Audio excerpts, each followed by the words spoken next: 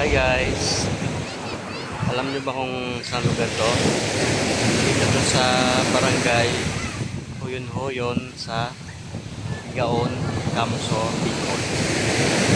So, yung kanyang buhangin ay hindi maputi pero pinog. Yan ang tinatawag na black sand. Pero hindi sa malalim tsaka hindi mabato. Kunti lang naliligo ngayon kasi nga kargilado nila yung resort. Ayan, dyan kami na yan. Kaya ako pala doon. Malaki pala yan. Maganda yung mga seashore.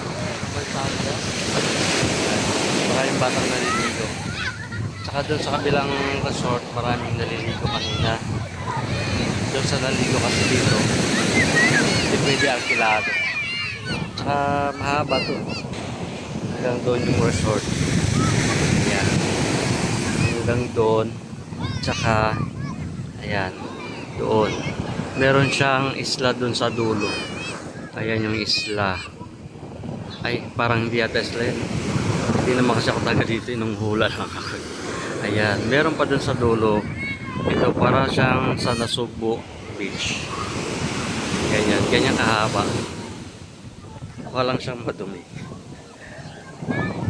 Ano yan, mga kahoy-kahoy galing doon sa dagat napunta dito sa ano.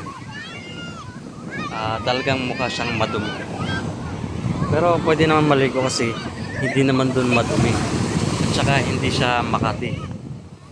Ano lang siya. Madumi lang. Meron din ditong ano, pwede mong magbalibol. Ayan. Mga putyo-putyong balibol lang. Mapang dito-dito lang. Ayan, malawak kayo dyan. Tapos, kung mga taga dito kayo, alam nito. Sa mga taga metro, dito alam. At, ito nga ang hapon. Maganda naman yung air. Hindi lang, sa mga maating dito ngayon, ito, pwede sa akin yung madumi. Pero, maganda naman siyang paliguan. Malakas lang yung mga alon ngayon. Ayan o. Pag naliligo ka dyan, dapat marunong kang lumangoy kasi huwag ka lang pumunta doon sa taas kasi nga kakainin ka ng alon. Kita nyo yun?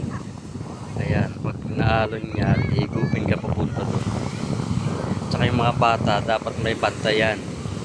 Kasi mamaya pag kinain niya ng ano, diretso yan doon sa ano, malalim. Diba?